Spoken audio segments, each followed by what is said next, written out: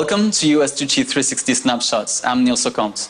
Almost 4 months ago, on October 29, 2012, Superstorm Sandy hit the coast of New York and New Jersey, leaving behind over 300,000 families without homes.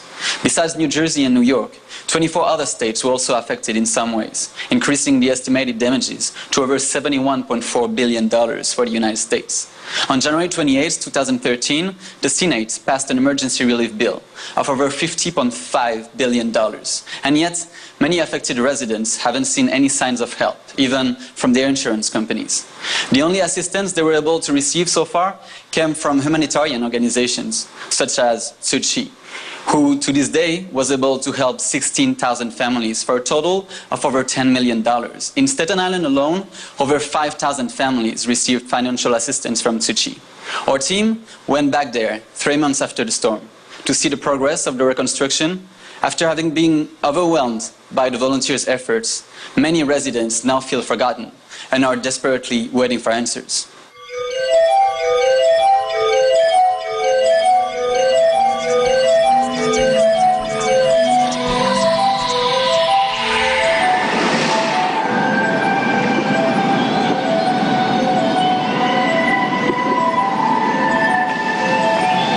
We're going to fight to the death until we get what we need and what we deserve.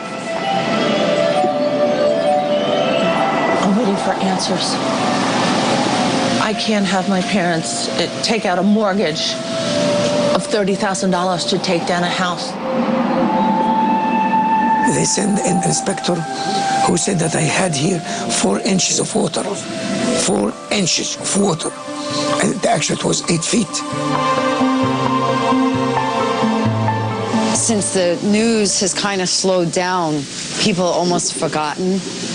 I guess they think that things went back to normal, but they're not really seeing behind the scenes.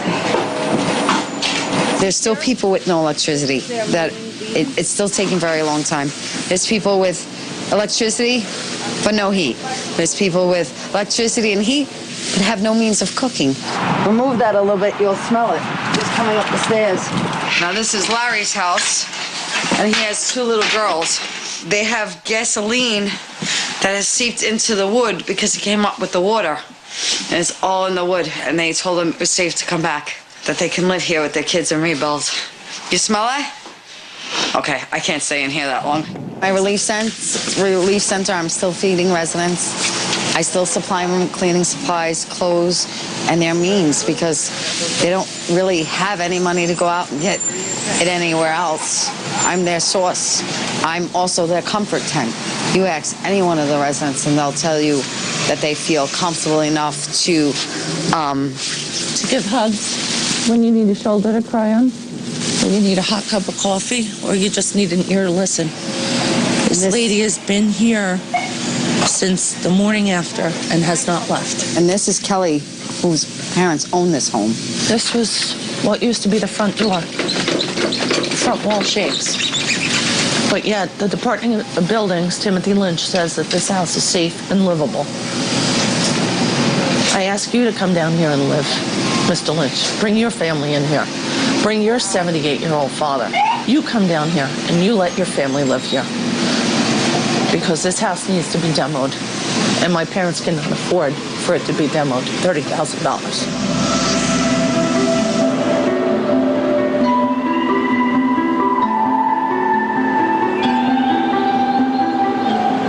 A mess. And you guys went over to her and you sat her down and gave her a cup of tea. And you gave her the dignity that she thought she lost. Thank you so much. Thank you. Thank you for that.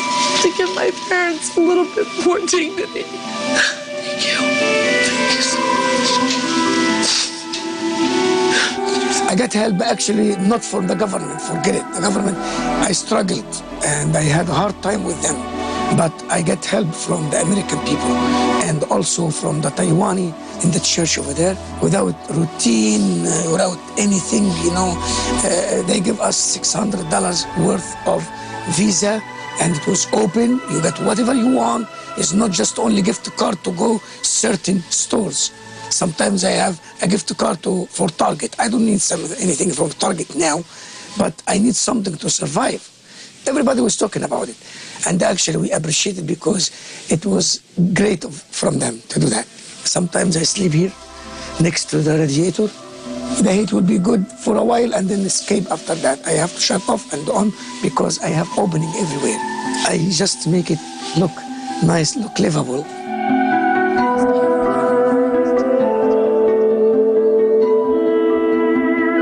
People pay their bills on time, and 3 months later we can't get a penny from our banks. This is ridiculous. Ridiculous. Then they're trying to scrounge and save, pinch and save, because they don't want to take houses down that have to come down. What do you think?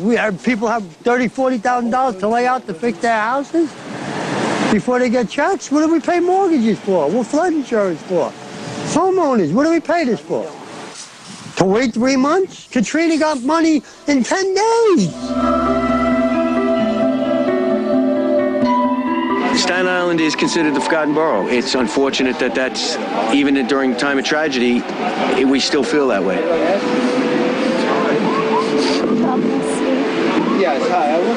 It's been a little tough.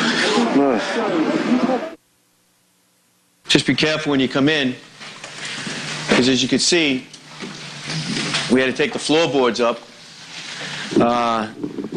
take all the insulation and everything. Everything's gutted out of the house here. The slow process that's occurring within the government, and not just the federal government, but the city and state.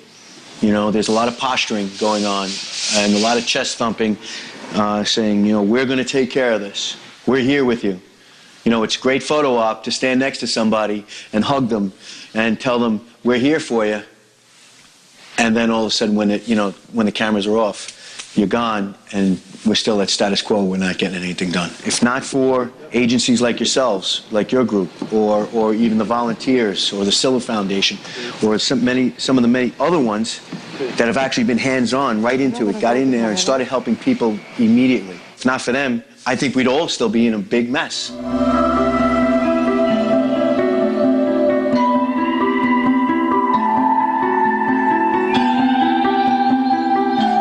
我到处借钱啊，我到处借啊，从我妈妈、我亲戚、我老朋友全部没办法回来住啊！你看这你怎么踩？你怎么踩？你这样怎么？你看，整个丢到还是这样啊！你怎么住？没办法住啊！就算你修好，你也没办法住啊！费嘛这边也没有啦，办公室也撤啦，差不多啦，快忘记了，人家快忘记了 ，OK。可是到现在保险了，人家还没拿到，全部没拿到钱呢。我装修啦，全部借钱弄的，要不然怎么办？你等保险啊，等到什么时候？已经花错要花没哦，等等对面我给你看那个，他们都没人弄，里面已经花哈，你根本就不会想看。那这一件你去拍。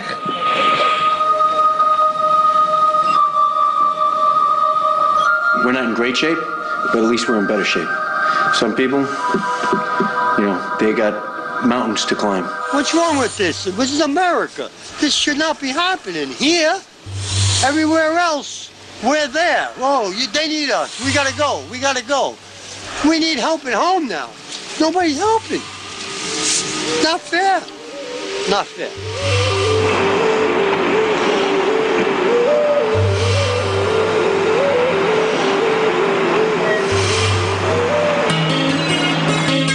Our team also went back to Coney Island, where Pamela Harris, a community leader personally affected by Sandy, is trying to help the youth get involved in the reconstruction process by creating a local media group, the Coney Island Generation Gap Film Crew. The young reporters are not only volunteering, but they want to change the image of Coney Island and have its residents remember the solidarity that emerged after Sandy as well. I'm gonna show you how it was. Boo, up to Boo. Up to Boo.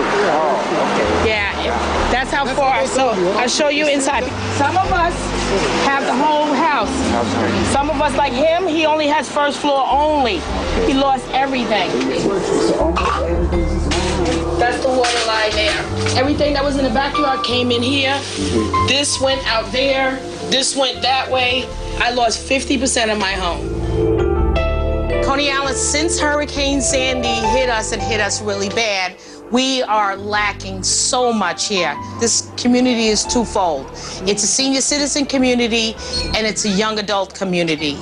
My organization, Coney Island Generation Gap, we bridge the gap between the seniors and the youth here in the community, something that'll help sustain both the adults here and the teenagers here. Coney Island Generation Gap film crew, and it consists of teenagers ranging in age from 13 and up, is actually filming what happened in Hurricane Sandy. My name is Laura Gottesdiener, and I am part of Sandy's Storyline, which is a participatory documentary around Hurricane Sandy and, the efforts to recover and rebuild our neighborhoods.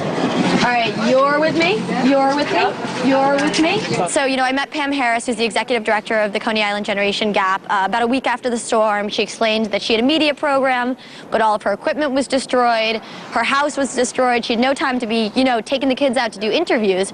So I said, well, listen, we can start up a program. We did a brainstorming session about various people in the neighborhood that we could interview. All people they thought would have a positive story to tell about the way that Coney Island reacted in the wake of Hurricane Sandy.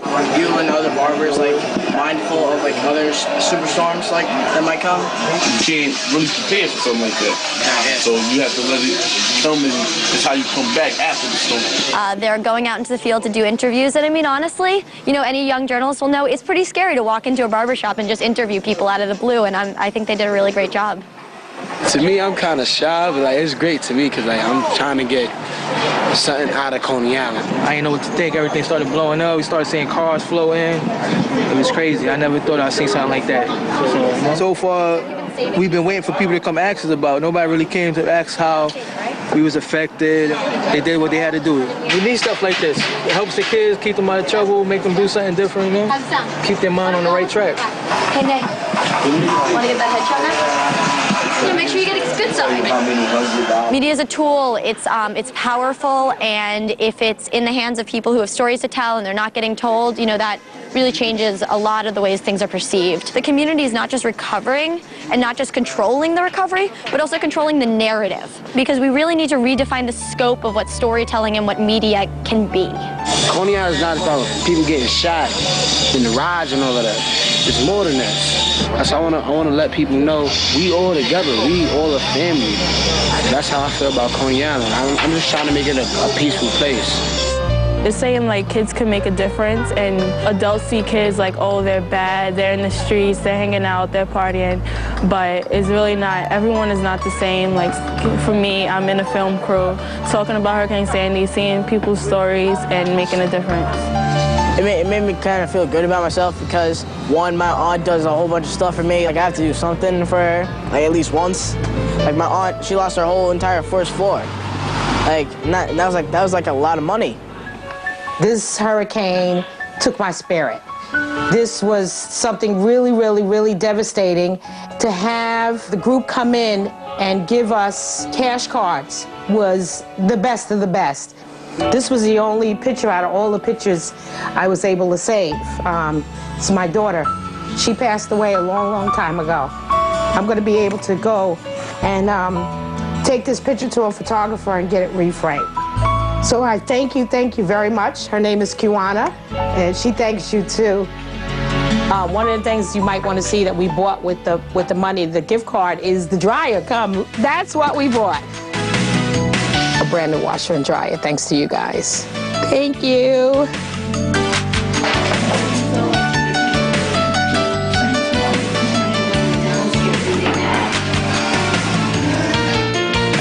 We got as far as we got now, so she'll be happy. We family, we got some volunteers also. They came to help us out, so we're moving right along. Pretty nice. We're an organization based out of Bed-Stuy, Brooklyn. What we like to do is a 72-hour renovation project. We have some of our youth here with us, so they're learning how to sheetrock and have a good time and also volunteer and give their service. Now I know how to sheetrock a house. We thought that all the effects from Sandy was already over with, but then we found out that over here it's not, so we was like, okay, we can help out, do as much as we can, so that's all we can. We're going to keep doing what we're doing, and hopefully we can get a lot more people to come out and help service the community when they can, and that's part of our mission. Hey, you got to do what you got to do, and keep on going.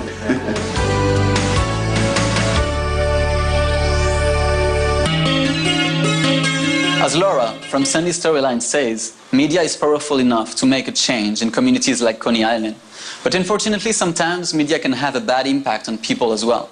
On January 19th, Tzu Chi hosted a distribution in Brooklyn where one of the local TV channels said that the distribution was open to anyone, when in fact it was reserved for pre-screened illegal immigrants who were affected by Sandy and who were not able to receive any other help because of their status. On that day, 51 families were helped, but some were disappointed, just like Mark, a resident of one of the poorest neighborhoods of Coney Island. This is my backyard here. The water came over there. The water came from these two, like from Surf Avenue, came through there, started rising, came over the wall, whoosh, pushed my mom's air conditioner out, and that was a wrap. I ain't getting no help. A lot of people right here, they not getting no help. Mark's home was badly hit by Superstorm Sandy, yet he's received no assistance at all. Thus, when he heard that Tzu Chi would be providing cash cards to Sandy-affected victims on the news, he was very excited. My girl crib. I don't even...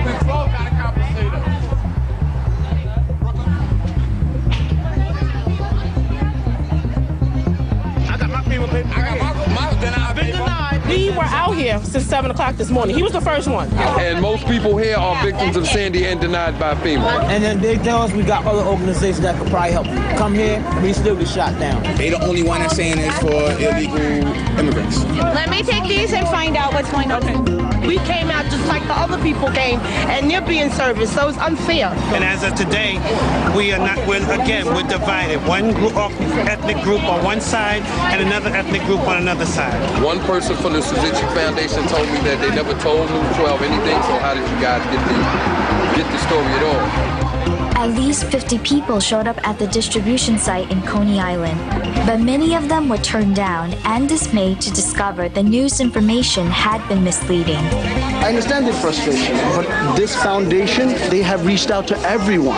And this was just, they were reaching out over here. Channel 12, what they stated was, this is for anyone, and it's not. It's for individuals who went through the screening process with the foundation to assure that these individuals did not have any help yet. And they are given the application so they can actually apply. And keep in mind, individuals who are applying, the foundation is the one who does the screening process, and they're going to get back to them. Despite the initial setbacks, Tzu Chi volunteers still made sure everyone received the assistance they needed. I don't know anything. What can I do? I can lose everything, my baby stuff, my all stuff, and I can lose. I don't have nothing. I have no documents because everybody is in need to document.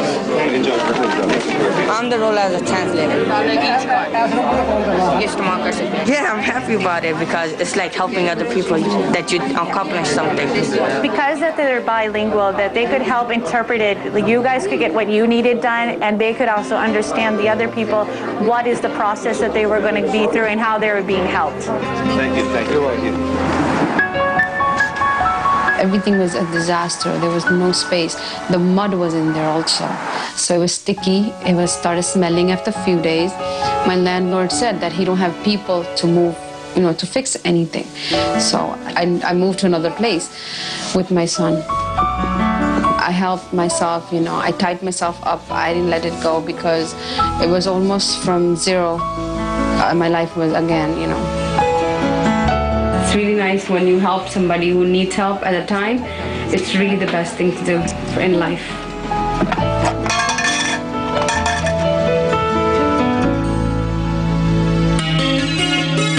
A week after the distribution at Copo, the New York Tzu Chi chapter partnered with Shorefront organization in Brighton Beach to provide assistance to over 170 families, all undocumented immigrants, who first didn't believe that an organization wanted to help their community. Some of them even thought it was a scheme, until they realized that the Tzu Chi volunteers were there to help them.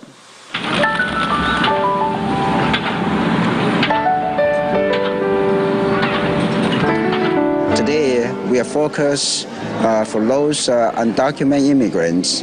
People know New York is a city for immigrants. They are coming from all different countries. In this community, majority, they are Mexican immigrants. Since Hurricane Sandy hit our community, it's been almost 75 days past. se sienten mal porque no han podido ayudarlos antes. Doing this, especially for the undocumented immigrants, is a huge, you have no idea how wonderful this is for them, because everywhere they've turned, the doors have been closed. And here comes someone who says, we are here for you, we're going to support you, this is what we're going to do for you. And it's going to make a huge difference to our families. As you can see, how they're reacting and responding, it's really awesome. Yo perdí todo y yo pues, mientras pueda, pues, sigo ayudando aquí en esta... And having all these families come to me and telling me their situation and how heartbreaking it was very, very overwhelming. Okay. No se apure, que le vamos a dar comida. Sí, no tenemos ayuda de nada, porque no tenemos niños americanos. Yo fui a pedir ayuda en FEMA, no me quiso ayudar. Estoy durmiendo en cartón, pero necesito matrimonial. Como no he tenido trabajo ni nada, no sé a dónde. Yo quiero cama.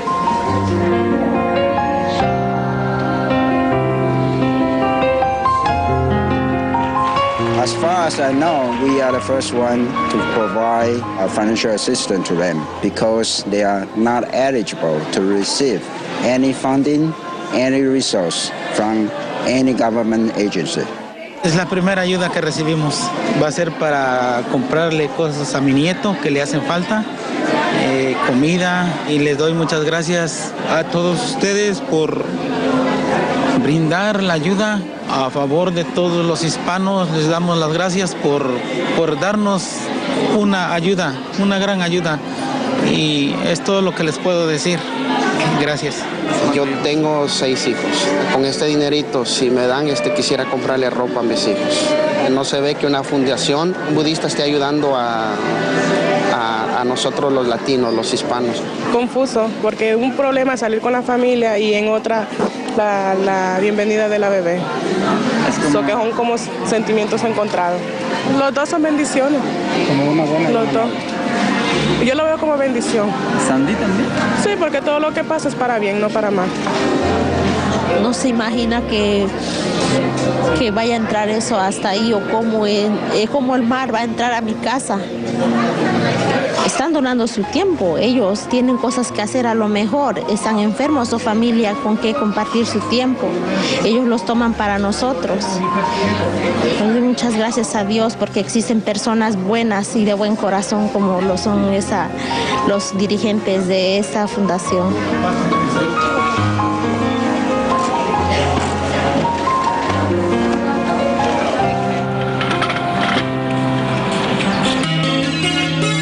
Almost 4 months after Hurricane Sandy, many people are still in need of assistance, particularly the undocumented immigrants, because of their status, are not able to receive any other help.